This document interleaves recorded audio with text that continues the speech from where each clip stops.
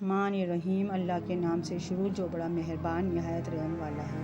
السلام علیکم دوستو، کائنات اسلام میں خوش آمدید۔ اور ایک پیاری دعا کے ساتھ ہمارے ایک دوسرے کے لیے دعائیں مانگنا اللہ تعالیٰ کو بے حد پسند ہے۔ میری دعا ہے اللہ عز و جل آپ کو دنیا اور آخرت کی ہر نعمت سے نوازے اور زندگی کی ہر مشکل گھڑی سے ہمیشہ محفوظ رکھے۔ ویوز، آج میرا ویڈیو کا موضوع ہے معجزات نبی۔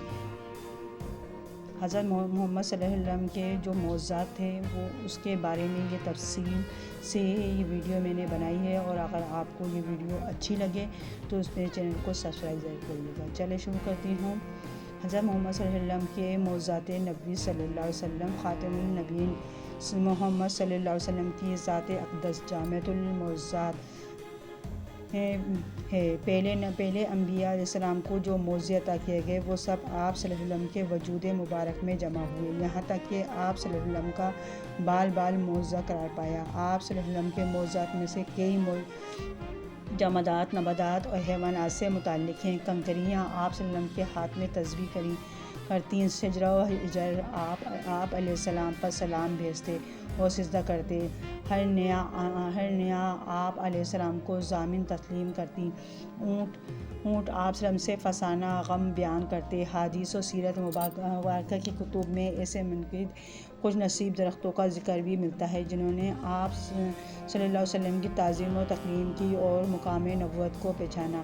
کئی درخت آپ صلی اللہ علیہ وسلم کی پکار پر زمین کو چیرتے ہوئے دربار رسالت میں حاضر ہوئے اور اقرار نبوت کی سعادت حاصل کی۔ تمام انبیاء علیہ السلام کو اللہ تعالیٰ نے عملی معجزات عطا فرمائے، لیکن سرور کائنات کو ہزاروں کی تعداد عملی معجزے کے ساتھ ساتھ ایک بہت بڑا علمی معجزہ قرآن پاک عطا فرمایا۔ زندہ اور ہمیشہ باقی رہنے والا یہ عظیم الشان معجزہ ہے جو اپنی موزونہ حیثیت اور شان کے ساتھ آج بھی امت کے پاس جوں کا توں موجود ہے۔ لفظ معجزہ عجز سے نکلا ہے، جس کے معنی کوئی ایسی چیز جس سے عقل عاجز آ جائے، کوئی ایسا واقعہ جو معمول سے باہر منفرد ہو، جو انسان کو حیرت میں مبتلا کر دے۔ بلا شبہ انبیاء کا معجزہ قدرت الہی کا کرشمہ ہوتا ہے۔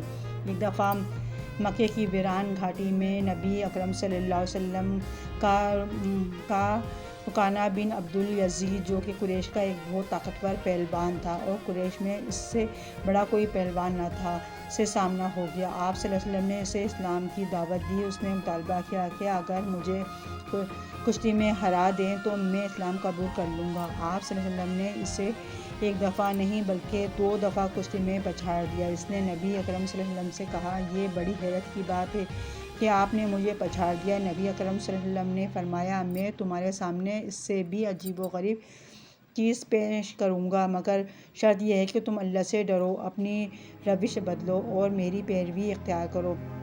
اس نے پوچھا کہ آپ کیا دکھانا چاہتے ہیں؟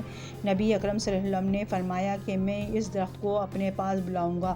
آپ علیہ السلام نے درخت کو حکم دیا اور وہ درخت اپنی جگہ سے چل کر نبی اکرم صلی اللہ علیہ وسلم کے پاس آیا۔ اس کے بعد آپ نے اسے حکم دیا کہ واپس جاؤ، تو وہ واپس اپنی جگہ پہ چلا گیا۔ اسی طرح عکاشہ بن محصن معرکہ بدر میں بڑی بے جگری سے لڑ رہے تھے کہ ان کی تلوار لڑتے لڑتے ٹوٹ گئی۔ وہ اس نبی اکرم صلی اللہ علیہ وسلم کی خدمت میں حاضر ہوئے۔ نبی اکرم صلی اللہ علیہ وسلم نے انہیں ایک کھجور کی چھڑی عطا فرمائی اور فرمایا، عکاشہ جا دشمنوں سے لڑ۔ حضرت عکاشہ رضی اللہ عنہ نے وہ لکڑی پکڑ کر جھٹکا تو وہ ایک لمبی تلوار بن گئی، جس کی دھاریں تیز اور چمکدار تھیں اور اس میں مضبوط بھی تھی۔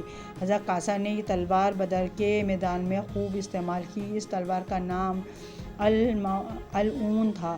حضرت عکاشہ کے پاس یہ تلوار ایک مدت تک رہی اور وہ اس کے جوہر جہاد میں دکھاتے رہے۔ اس طرح حضرت قتادہ بن نعمان رضی اللہ عنہ سے میدان احد میں بڑی بے جگری سے لڑے اور اپنی شجاعت کے جوہر دکھائے۔ میدان احد میں حضرت قتادہ بن نعمان کی آنکھ زخمی ہو گئی اور اس کی پتلی نکل کر اس کے گال پر لٹکنے لگی۔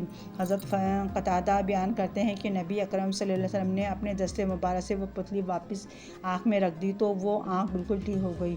یہ آنکھ دوسری آنکھ سے بھی زیادہ تیز نگاہ اور بہتر تھی۔ حضرت عبداللہ بن مسعود علیہ السلام فرماتے ہیں کہ میں عتبہ بن ابی معطل کے بکریاں چرایا کرتا تھا۔ ایک دفعہ نبی اکرم صلی اللہ علیہ وسلم نے کا وہاں سے گزر ہوا۔ آپ صلی اللہ علیہ وسلم نے مجھ سے پوچھا کہ اے لڑکے، کیا تیرے پاس دودھ ہے؟ میں نے عرض کیا کہ ہاں دودھ ہے، مگر وہ کسی کی امانت ہے، میں دینے کا مجاز نہیں ہوں۔ نبی اکرم صلی اللہ علیہ وسلم نے فرمایا، اچھا تمہارے پاس کوئی ایسی بکری ہے جو کبھی حاملہ نہ ہوئی ہو اور نہ شیردار ہو؟ میں نے عرض کیا کہ ہاں ایک ایسی بکری تو ہے۔ پھر میں نے وہ بکری پیش خدمت کر دی۔ نبی اکرم صلی اللہ علیہ وسلم نے اس کے تھنوں پر ہاتھ پھیرا، تھوڑی دیر بعد سلاتے رہے، اس کے تھنوں میں دودھ اتر آیا۔ آپ صلی اللہ علیہ وسلم نے ایک برتن میں دودھ بھر کر وہ خود بھی پیا اور اپنے ساتھی حضرت ابو بکر رضی اللہ عنہ کو بھی پلایا۔ اس کے بعد بکری کے تھن پھر پہلے جیسے ہو گئے۔ ایک بار ابو لہب کے بیٹے عتیبہ نے نبی اکرم صلی اللہ علیہ وسلم سے شان میں گستاخی کی تو نبی اکرم صلی اللہ علیہ وسلم نے اس کے حق میں بد دعا کی کہ اے اللہ، اپنے کتوں میں سے کسی کتے کو اس پر مسلط کر دے۔ نبی اکرم صلی اللہ علیہ وسلم کی یہ بد دعا ایسی پوری ہوئی کہ کچھ عرصے کے بعد عتبہ اپنے باپ اور ابو لہب کے ساتھ شام تجارتی سفر پر روانہ ہوا۔ ایک جگہ پڑاؤ کیا اور وہاں ایک گرجا تھا۔ وہاں کے لوگوں نے بتایا کہ یہاں تو شیر ایسے گھومتے ہیں جیسے اور عام علاقوں میں بکریاں گھومتی ہیں۔ ابو لہب کو نبی اکرم صلی اللہ علیہ وسلم کی بد دعا یاد تھی۔ اس نے دیگر قافلے والوں سے کہا کہ اس نے نبی اکرم صلی اللہ علیہ وسلم نے میرے بیٹے کو بد دعا دی ہے جس سے میں سخت فکر مند ہوں۔ بس تم سارا سامان گرجا کے صحن میں جمع کر دو اور اس کے اوپر میرے بیٹے کا بستر لگا دو، پھر سامان کے گرد تم سب سو جاؤ۔ قافلے والوں نے ایسے ہی کیا۔ رات جب سب سو گئے تو جنگل سے شیر آیا۔ تمام قافلے کے لوگوں نے سونگھا مگر کسی کو کچھ نہیں کیا، وہ تو گستاخ رسول کی تلاش میں تھا۔ شیر نے پیچھے بٹ کر ایک اونچی چھلانگ لگائی۔ سامان کے بلند ڈھیر پر چڑھ کر اس نے عتبہ کے چہرے کو سونگھا اور اسے چیر پھاڑ دیا، اس کا سر کھول دیا۔ پر ابو لہب کا بڑا برا حال تھا اور وہ کہے جا رہا تھا کہ میں جانتا تھا کہ میرا بیٹا محمد صلی اللہ علیہ وسلم کی بد دعا سے کبھی نہیں بچ سکے گا۔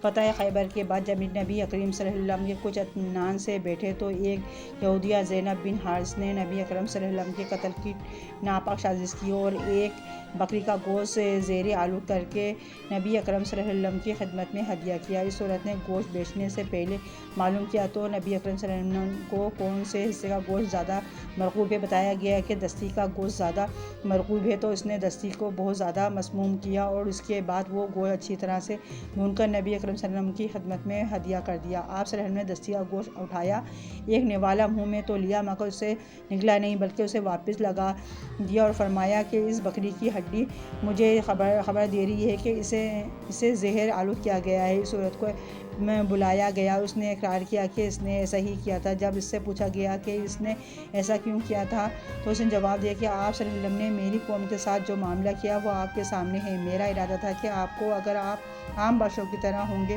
تو اس زہر سے نعوذ باللہ ہلاک ہو جائیں گے اور میں راحت پاؤں گی، اور اگر آپ واقعی نبی ہیں تو اللہ آپ کو اس کی خبر دے گا۔ اس کے بعد آپ صلی اللہ علیہ وسلم نے اسے اسی وقت تو معاف کر دیا مگر بعد میں اسے زہر کا اثر سے حضرت بشیر رضی اللہ عنہ کی شہادت ہو گئی۔ تو پھر آپ صلی اللہ علیہ وسلم نے ان کے قصاص میں اس عورت کو قتل کر دیا۔ غزوہ احزاب جسے جنگ خندق بھی کہتے ہیں، اس جنگ میں قبل جب خندق کھودی جا رہی تھی تو ایک بڑا اور سخت پتھر حائل ہو گیا، بہت زور لگایا گیا لیکن نہ ٹوٹا۔ تب آپ صلی اللہ علیہ وسلم کو اطلاع دی گئی۔ آپ صلی اللہ علیہ وسلم نے تشریف لائے اور کدال سے ایک ضرب لگائی، چنگاریاں نکلیں اور آپ صلی اللہ علیہ وسلم نے فرمایا روم فتح ہو گیا۔ پھر دوسری ضرب لگائی، چنگاریاں نکلیں اور آپ صلی اللہ علیہ وسلم نے فرمایا ایران فتح ہو گیا۔ پھر تیسری ضرب لگائی تو چنگاریاں نکلیں تو اور آپ صلی اللہ علیہ وسلم نے فرمایا خدا کی قسم، بحرین کے سرخ محلات میں اپنی آنکھوں سے دیکھ رہا ہوں۔ بعد میں آنے والے دنوں میں روم اور ایران تو بہت جلد فتح ہو گیا اور روم کے بعد متحد علاقے زیر اسلام آ گئے، صرف قسطنطنیہ کا شہر باقی رہ گیا۔ اس شہر کو فتح کرنے کے لیے نبی علیہ السلام کی پیشن گوئی پوری کرنے کے لیے کم و بیش 14 بادشاہوں نے لشکر کشی کی اور 800 سال بعد قسطنطنیہ کا یہ شہر بھی اسلام کے زیر نگیں آ گیا اور سچے نبی کی پیشن گوئی ہو ہی گئی۔ اس طرح غزوہ خندق کے موقع پر جب سب نے پیٹ پیٹ پر پتھر باندھ رکھے تھے تو ایک صحابی رضی اللہ عنہ اپنے گھر گئے اور بکری کا بچہ ذبح کیا اور ساتھ ہی گھر والوں کو موثر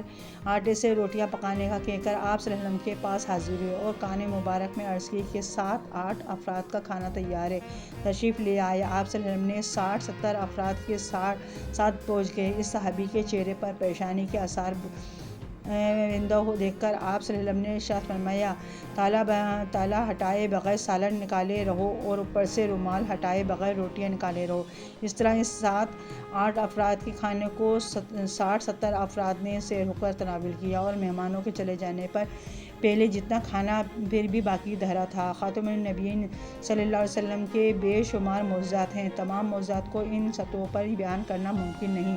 واقعہ معراج ایک بہت بڑا معجزہ ہے جو کہ خود ایک علیحدہ باب ہے۔ بارگاہ الہی میں دعا ہے کہ اللہ رب العزت ہمیں اپنے احکامات اور نبی اکرم صلی اللہ علیہ وسلم کی کامل اتباع اختیار کرنے والا اور نبی اکرم صلی اللہ علیہ وسلم کا سچا عاشق بنائے، آمین۔